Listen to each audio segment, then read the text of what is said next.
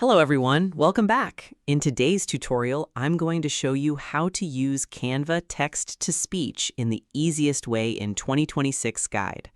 By the end of this video, you'll know two simple ways to turn your written text into natural-sounding audio right inside Canva.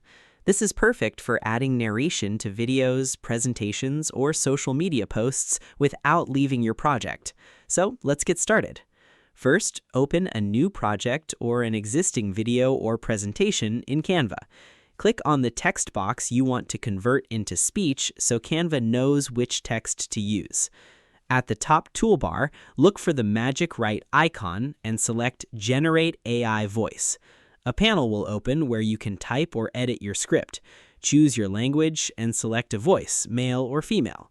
For best results, write clearly and use punctuation because it helps the voice sound more natural. Once everything is set, click Generate. Canva will create the audio and automatically add it to your design as a track, ready to preview with your visuals. Now let's look at the second method using text-to-speech apps. Go to the Apps section on the left sidebar and search for Text-to-Speech. Choose any app you prefer and open it in your design.